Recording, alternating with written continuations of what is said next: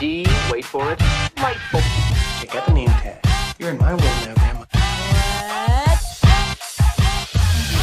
What's up, nerds? And have I got a story for you?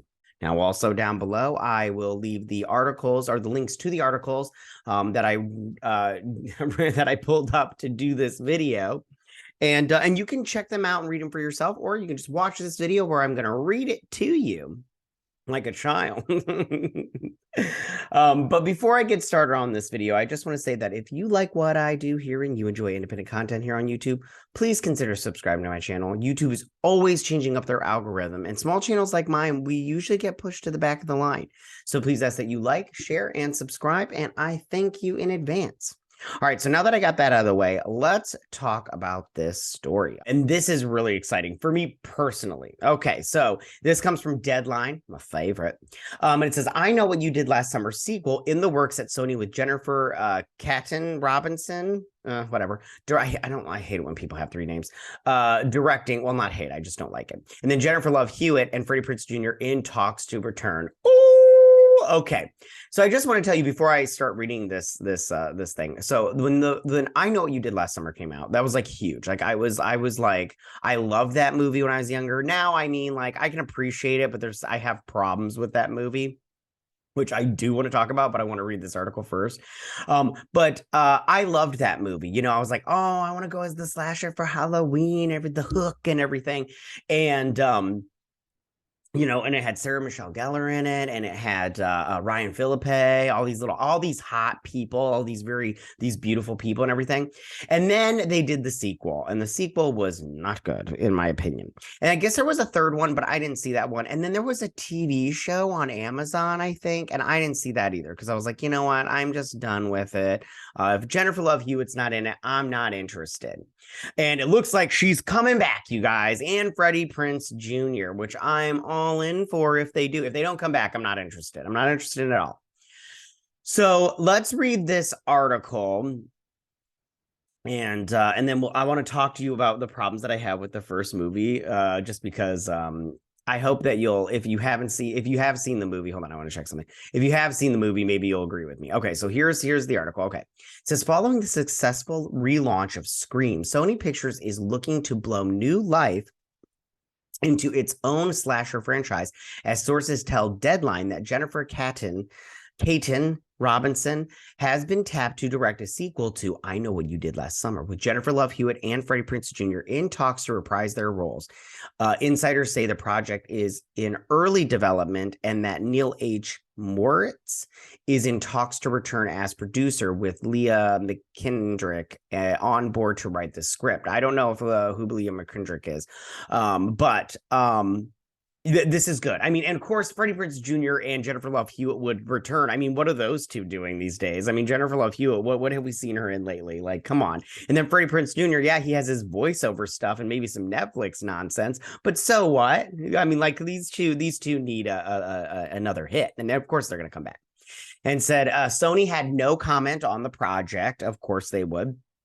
So it says the original pick follows four young friends bound by a tragic accident who are reunited when they find themselves being stalked by a hook-wielding maniac in their small seaside town, which I always thought was charming.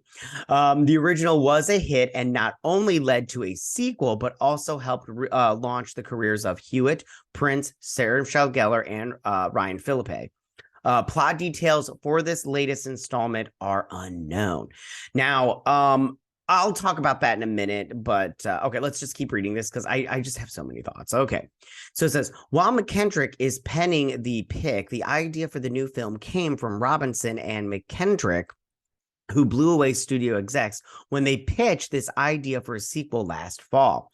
Especially given the recent success of the Scream franchise, that film was recently relaunched with original cast members returning, and the idea of bringing back original cast members to draw in old school fans while also adding fresh faces to relaunch the series was too good for the studio to pass up. Well, of course it was. I mean, The latest Scream wasn't my favorite. It's but it was nice to see Nev Campbell and all them return. So I mean, I'm on board for this, especially because I'm of an older generation. But like I said, this movie is a part of my childhood personally, and so therefore I'm down with the sickness. You know what I'm saying?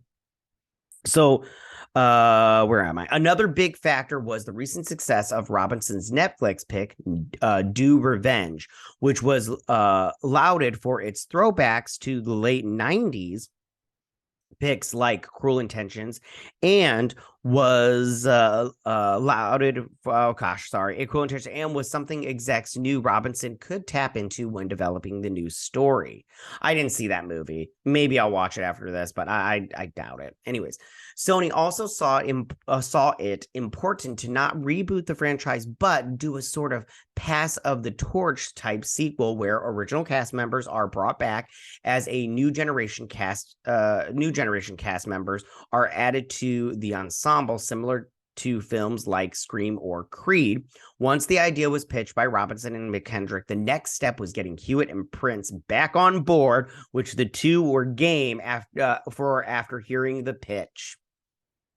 I have a feeling that they could have been like, we're going to give you guys superpowers to fight the bad guy. And they'd be like, I'm on board. Because like, what are they doing right now? And they need that money and they're actors. So they want to stay relevant, even though they're not. So, all right. So it says for Robinson, Do Revenge was her most recent directing outing and earned her high marks for the first-time filmmaker. Prior to that, she was a writer on Marvel's Thor: Love and Thunder and was consulting producer on Hawkeye. Okay, Red Flag was Thor: Love and Thunder. What a crap show that was.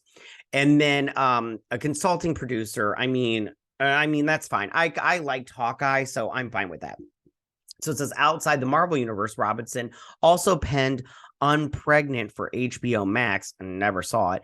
And her directing debut for Netflix was Someone Great. She is who cares? McKendrick wrote, produced, and co-starred in the vigilante thriller MFA alongside Francesca Eastwood, which premiered on SXSW. What is that, South by Southwest?